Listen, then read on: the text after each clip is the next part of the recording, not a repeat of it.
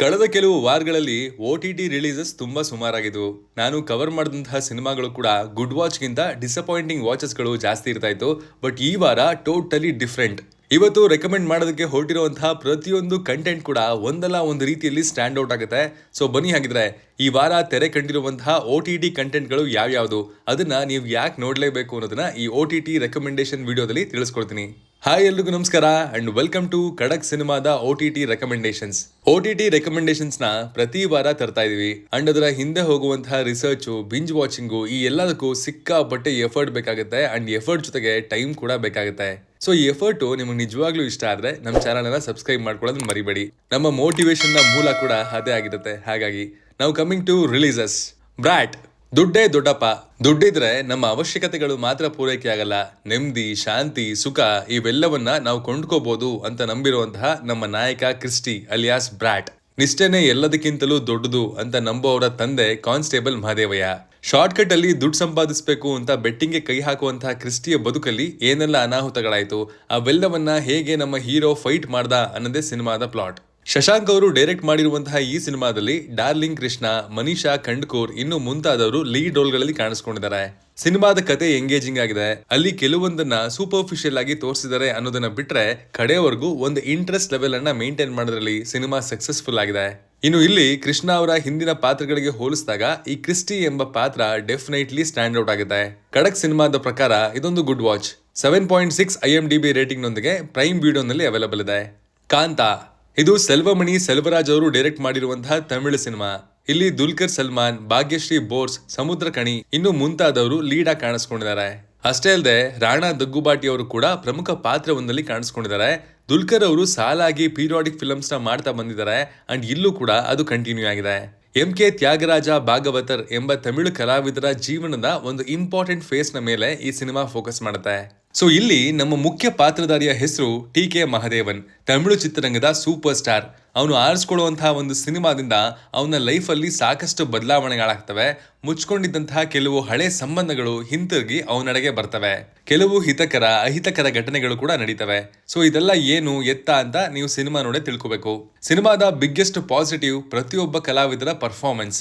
ಸಮುದ್ರಕಣಿ, Rana Daggubati and lead Dulquer Salmaan ಇವರೆಲ್ಲರೂ ತಮ್ಮನ್ನ ತಾವು ಆಲ್ರೆಡಿ ಪ್ರೂವ್ ಮಾಡ್ಕೊಂಡಿರುವಂತಹ ಆರ್ಟಿಸ್ಟ್ಗಳು. ಆದ್ರೆ ಎಲ್ಲರನ್ನ ದೊಡ್ಡ ಮಟ್ಟದಲ್ಲಿ ಸರ್ಪ್ರೈಸ್ ಮಾಡಿದ್ದು ಭಾಗ್ಯಶ್ರೀ ಅವರು. ಅವ್ರ ಕಡೆಯಿಂದ ಕೂಡ ಒಂದು ಸಾಲಿಡ್ ಪರ್ಫಾರ್ಮೆನ್ಸ್ ಬಂದಿದೆ. ಇನ್ನು ಸಿನಿಮಾದ ಫಸ್ಟ್ ಹಾಫ್ ಯಾವುದೇ ಮಾಸ್ಟರ್ ಪೀಸ್ಗೂ ಕಮ್ಮಿ ಇಲ್ಲ. ಕ್ಯಾರೆಕ್ಟರ್ಸ್, ಕಾನ್ಫ್ಲಿಕ್ಟ್, ಎಲಿವೇಶನ್ ಪ್ರತಿಯೊಂದರಲ್ಲೂ ಸೈಕ್ ಆಗಿರುವಂತಹ ಎಕ್ಸ್ಪೀರಿಯನ್ಸ್ ಅನ್ನ ಪ್ರೊವೈಡ್ ಮಾಡ್ತಾ ಇದು. ಸಿನಿಮಾದ ಎರಡನೇ ಅರ್ಧ ಸ್ವಲ್ಪ ಪೇಷನ್ಸ್ ಅನ್ನ ಡಿಮ್ಯಾಂಡ್ ಮಾಡುತ್ತೆ. 5th ಗೇರ್ ಅಲ್ಲಿ ಹೋಗ್ತಿದ್ದ ಸಿನಿಮಾ ಫಸ್ಟ್ ಗೇರ್ಗೆ ಬರುತ್ತೆ ಅಂಡ್ ಆ ಪೇಷನ್ಸ್ಗೆ ಕ್ಲೈಮ್ಯಾಕ್ಸ್ ತಕ್ಕ ಕಾಂಪನ್ಸೇಷನ್ ಕೂಡ ಕೊಡುತ್ತೆ. ಖಡಕ್ ಸಿನಿಮಾದ ಪ್ರಕಾರ it is A very good watch with great performances. Netflix ಅಲ್ಲಿ ಕನ್ನಡದ ಭಾಷೆಯಲ್ಲಿ ಅವೈಲಬಲ್ ಇದೆ. F1 the movie. ಇದು ಆಪಲ್ ಸ್ಟುಡಿಯೋಸ್ ಅವರ ಕಡೆಯಿಂದ ಬಂದಿರುವಂತಹ ಸಿನಿಮಾ. ಅಫ್ಕೋರ್ಸ್ ಹೆಸರೇ ಸೂಚಿಸೋ ಹಾಗೆ ರೇಸಿಂಗ್, ಅದರ ಡೈನಮಿಕ್ಸು, ಅಲ್ಲಿನ ರೇಸಸ್ ನ ಸುತ್ತ ಸಿನಿಮಾ ಒಂದು ಕಥೆಯನ್ನ ಪೋಣಿಸಿದೆ ಅಂಡ್ ಅಷ್ಟೇ ಅಲ್ಟಿಮೇಟ್ ಆಗಿ ಅದನ್ನ ಎಕ್ಸಿಕ್ಯೂಟ್ ಕೂಡ ಮಾಡಿದ್ದಾರೆ. ನನಗೆ ಪಾಸ್ಟ್ 5 years ನಲ್ಲಿ ಇದು one of the best theatrical experiences ಅನ್ನ ಕೊಟ್ಟಂತಹ ಸಿನಿಮಾ ಅಂತಾನು ಹೇಳ್ತೀನಿ. ಪಾತ್ರಗಳನ್ನ ಸ್ಟಿಚ್ ಮಾಡಿರುವಂತಹ ರೀತಿ ಅಂಡ್ ಆ ಪಾತ್ರಗಳನ್ನ ಪ್ಲೇಸ್ ಮಾಡಿರುವಂತಹ ಆ ಸಿಚುವೇಶನ್ಗಳು, ಆಕ್ಚುಯಲ್ ರೇಸ್ ಅನ್ನ ಶೂಟ್ ಮಾಡಿ ಪ್ರೆಸೆಂಟ್ ಮಾಡಿರುವಂತಹ ರೀತಿ ಎಲ್ಲವೂ ಟಾಪ್ ನಾಚ್. ಸಿನಿಮಾ ಶುರುವಾಗಿ ಕೊನೆವರೆಗೂ ಆ ಒಂದು ಅಡ್ರಿನಲ್ ರಶ್, ಎಕ್ಸೈಟ್ಮೆಂಟ್ ಹಾಗೆ ಕಾಯಮಾಗಿ ಇರುತ್ತೆ ಅಂತ ಹೇಳ್ತೀನಿ. ಖಡಕ್ ಸಿನಿಮಾದ ಪ್ರಕಾರ ಇದೊಂದು ಗ್ರೇಟ್ ವಾಚ್. ಇನ್ನು ಬೆರಳೆಣಿಕೆಯಷ್ಟು ಕಡೆ ಥಿಯೇಟ್ರಿಕಲ್ ಶೋಸ್ ಅವೈಲಬಲ್ ಇದಾವೆ. ನಿಮ್ಮ ಸಿಟಿ ಅಥವಾ ಏರಿಯಾದಲ್ಲಿ ಇಲ್ಲ ಅಂದ್ರೆ ಮಾತ್ರ ಇದನ್ನ ಪ್ರೈಮ್ ವಿಡಿಯೋ ಅಥವಾ ಆಪಲ್ TV+ ನಲ್ಲಿ ನೋಡಿ ಅಂತ ಹೇಳ್ತೀನಿ. In short, you can miss F1. Aaromaley. ಇದು ಸಾರಂಗ್ ತೆಯಾಗೋ ಅವರು ಡೈರೆಕ್ಟ್ ಮಾಡಿರುವಂತಹ ಸಿನಿಮಾ. ಕಿಶನ್ ದಾಸ್, ಶಿವತ್ಮಿಕಾ ರಾಜಶೇಖರ್ ಇಲ್ಲಿ ಲೀಡ್ ರೋಲ್ಸ್ ಗಳಲ್ಲಿ ಕಾಣಿಸ್ಕೊಂಡಿದ್ದಾರೆ. ಇಲ್ಲಿನ ಕತೆ ಸುತ್ತೋದು ಅಜಿತ್ ಎಂಬ ಪಾತ್ರದ ಸುತ್ತ. ಎಷ್ಟೋ ಜನನ್ನ ಲವ್ ಮಾಡಿದ್ರು ಕೂಡ ಇವನಿಗೆ ಲವ್ ಅಂದ್ರೆ ಎಕ್ಸಾಕ್ಟ್ಲಿ ಏನು ಅಂತ ಇನ್ನೂ ಅರ್ಥ ಆಗಿಲ್ಲ. ಕೆಲವು ಘಟನೆಗಳಿಂದ ಇವನು ಮ್ಯಾಟ್ರಿಮೋನಿಯಲ್ ಏಜೆನ್ಸಿಯಲ್ಲಿ ಕೆಲಸ ಮಾಡ್ಬೇಕಾಗಿ ಬರುತ್ತೆ ಅಂಡ್ ಅಲ್ಲಿ ಅವನಿಗೆ ಎದುರಾಗದೆ ಅಂಜಲಿ. ಇವಳು ಅವನ ಕ್ಯಾರೆಕ್ಟರ್ಗೆ ಡೆಡ್ ಆಪೋಸಿಟ್. ಈ ಆಪೋಸಿಟ್ ಪೋಲ್ಸು ಅಟ್ರಾಕ್ಟ್ ಆಗ್ತಾರ ಅಥವಾ ಅವನಿಗೆ ಕೊನೆವರೆಗೂ ಲವ್ ಅಂದ್ರೆ ಏನು ಅಂತಾನೆ ಗೊತ್ತಾಗಲ್ವಾ ಅನ್ನೋದೇ ಸಿನಿಮಾದ ಪ್ಲಾಟ್. ರೊಮ್ಯಾಂಟಿಕ್ ಕಾಮಿಡಿಗೆ ಸೇರುವಂತಹ ಈ ತಮಿಳು ಸಿನಿಮಾದಲ್ಲಿ ಕಾಮಿಡಿ ಅಂಡ್ ರೊಮ್ಯಾನ್ಸ್ ಎರಡಕ್ಕೂ ಒಳ್ಳೆ ಸ್ಪೇಸ್ ಕೊಟ್ಟಿದ್ದಾರೆ. ಒಳ್ಳೊಳ್ಳೆ ಸನ್ನಿವೇಶಗಳನ್ನ ಕಥೆಯಲ್ಲಿ ಪ್ಲೇಸ್ ಮಾಡಿದ್ದಾರೆ ಅಂಡ್ ಸಣ್ಣ ಮೆಸೇಜ್ ಅನ್ನ ಕೂಡ ಸೆಟಲ್ ಆಗಿ ಕೊಟ್ಟಿದ್ದಾರೆ. ಅಜಿತ್ ಹಾಗೂ ಅಂಜಲಿ ಅವರ ಜರ್ನಿಯಲ್ಲಿ ಸಾವಿರಾರು ಅಡ್ಡಗಲ್ಲುಗಳಿದಾವೆ. ಅವೆಲ್ಲವನ್ನ ಅವರು ಎದುರಿಸೋದು ಅಂಡ್ ಅವರ ಮಧ್ಯ ಬರುವಂತಹ ಕಾನ್ಫ್ಲಿಕ್ಟ್ಸ್ ಗಳು ಎಲ್ಲದಕ್ಕೂ ನಮ್ಮನ್ನ ಚೆನ್ನಾಗಿ ಕನೆಕ್ಟ್ ಮಾಡ್ತವೆ. ಕಿಶನ್ ಅಂಡ್ ಶಿವತ್ಮಿಕಾ ಇಬ್ರು ತಮ್ಮ ತಮ್ಮ ರೋಲ್ಸ್ ನಲ್ಲಿ ಚೆನ್ನಾಗಿ ಪರ್ಫಾರ್ಮೆನ್ಸ್ ಕೂಡ ಮಾಡಿದ್ದಾರೆ. ಖಡಕ್ ಸಿನಿಮಾದ ಪ್ರಕಾರ ಇದೊಂದು good fun watch. 8.3 IMDb rating ನೊಂದಿಗೆ ಜಿಯೋ ಹಾಟ್ ಸ್ಟಾರ್ ಅಲ್ಲಿ ನಮ್ಮ ಭಾಷೆಯಲ್ಲೇ ಅವೈಲಬಲ್ ಇದೆ. ಸ್ಟೀಫನ್ ಇದು ತಮಿಳಿನ ಸೈಕಲಾಜಿಕಲ್ ಕ್ರೈಮ್ ಡ್ರಾಮಾ. ಕ್ರೂರತೆ ಅನ್ನೋದನ್ನ ಮನುಷ್ಯ ಹುಡ್ತಾನೆ ತಗೊಂಡ್ ಬರಲ್ಲ. ಅವನಿಗಾಗುವಂತಹ ಅನುಭವಗಳು ಅವನನ್ನ ಕ್ರೂರಿ ಮಾಡುತ್ತೆ. ಅಂಡ್ ಆ ಕ್ರೂರತೆ ಒಂದು ಪಾಯಿಂಟ್ ಆದ್ಮೇಲೆ ಯಾವ ಹಂತಕ್ಕೆ ಹೋಗಿ ನಿಲ್ಲುತ್ತೆ ಇರೋದನ್ನ ಈ ಸಿನಿಮಾ ಎಕ್ಸ್ಪ್ಲೋರ್ ಮಾಡುತ್ತೆ. ಇಲ್ಲಿನ ಮುಖ್ಯ ಪಾತ್ರಧಾರಿಯ ಹೆಸರು ಸ್ಟೀಫನ್. 9 ಬ್ರೂಟಲ್ ಮರ್ಡರ್ಸ್ ನ ಮಾಡಿರುವಂತಹ ಇವನು ಇದ್ದಕ್ಕಿದ್ದಂಗೆ ಸರೆಂಡರ್ ಆಗ್ತಾನೆ. ಸೊ ಏನದಕ್ಕೆ ಕಾರಣ, ಮರ್ಡರ್ ಯಾಕೆ ಮಾಡಿದಾನೆ, ಸರೆಂಡರ್ ಆಗ್ಬೇಕು ಅಂತ ಅನ್ಸಿದ್ ಯಾಕೆ, ಎಲ್ಲವನ್ನ ನೀವು ಸಿನಿಮಾ ನೋಡೇ ತಿಳ್ಕೊಬೇಕು. ಸಿನಿಮಾದಲ್ಲಿ ಕತೆ ಸಾಗುವಂತಹ ವಿಧಾನ ಅಂಡ್ ಅದರ ಗತಿ ಎರಡು ಸೂಪರು. ಗೋಮಾತಿ ಶಂಕರ್ ಅವರ ಪರ್ಫಾರ್ಮೆನ್ಸು ಸಿನಿಮಾನ ಇನ್ನಷ್ಟು ಬೆಟರ್ ಮಾಡಿದೆ. ಓನ್ಲಿ ಪ್ರಾಬ್ಲಮ್ ಅಂದ್ರೆ ಈ ಸಿನಿಮಾದ ಸ್ಕ್ರೀನ್ ಪ್ಲೇ ಸ್ವಲ್ಪ ಇನ್ಕನ್ಸಿಸ್ಟೆಂಟ್ ಆಗಿತ್ತು. ಖಡಕ್ ಸಿನಿಮಾದ ಪ್ರಕಾರ ಇದೊಂದು ಡೀಸೆಂಟ್ ವಾಚ್, ಬಟ್ ಮಕ್ಕಳ ಜೊತೆ ಸಿನಿಮಾ ಅಂತೂ ನೋಡ್ಲೇಬೇಡಿ. ನೆಟ್ಫ್ಲಿಕ್ಸ್ ಅಲ್ಲಿ ನಮ್ಮ ಭಾಷೆಯಲ್ಲೇ ಅವೈಲಬಲ್ ಇದೆ ವಿತ್ 5.8 IMDb ರೇಟಿಂಗ್ಸ್. ಕಿಷ್ಕಿಂಧಾಪುರಿ ಇದು ಕೌಶಿಕ್ ಪೆಗಲಪಟ್ಟಿ ಅವರು ಡೈರೆಕ್ಟ್ ಮಾಡಿ ಬೆಲ್ಲಂಕೊಂಡ ಸಾಯಿ ಶ್ರೀನಿವಾಸ್, ಅನುಪಮಾ ಪರಮೇಶ್ವರನ್ ಇನ್ನು ಮುಂತಾದವರು ಲೀಡ್ ಆಗಿ ಕಾಣಿಸ್ಕೊಂಡಿರುವಂತಹ ತೆಲುಗು ಸಿನಿಮಾ. ರಾಘವ್ ಹಾಗೂ ಮೈಥಿಲಿ ಈ ದೆವ್ವ ಭೂತಗಳ ಜೊತೆಗೆ ಡೀಲ್ ಮಾಡೋರು ಅಂಡ್ ಗೋಸ್ಟ್ ವರ್ಕಿಂಗ್ ಟೂರ್ಸ್ ಅಂತ ಮಾಡ್ತಾ ಇರ್ತಾರೆ.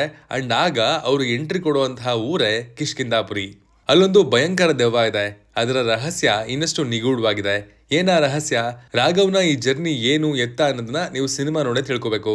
ಇಲ್ಲಿನ ಮೊದಲನೇ ಅರ್ಧ ಸಖತ್ ಥ್ರಿಲ್ಲಿಂಗ್ ಆಗಿತ್ತು. ಅಲ್ಲಿನ ವಾತಾವರಣವನ್ನ ಇಂಟ್ರೊಡ್ಯೂಸ್ ಮಾಡುವಂತಹ ಪೋರ್ಷನ್ಸು ಎಂಗೇಜಿಂಗ್ ಆಗಿತ್ತು. ಬಟ್ ಸಿನಿಮಾ ತನ್ನ ಕೋರ್ ಪಾಯಿಂಟ್ಗೆ ಬಂದ ಮೇಲೆ ಸ್ವಲ್ಪ ಬೋರಿಂಗ್ ಅಂತ ಅನ್ಸೋದಕ್ಕೆ ಶುರುವಾಗುತ್ತೆ. ಇನ್ನು ಸಿನಿಮಾದ ಫ್ಲೋ ಹಾಳು ಮಾಡೋದಕ್ಕೆ ಹಾಡುಗಳು ಬರ್ತಾನೆ ಇರ್ತವೆ.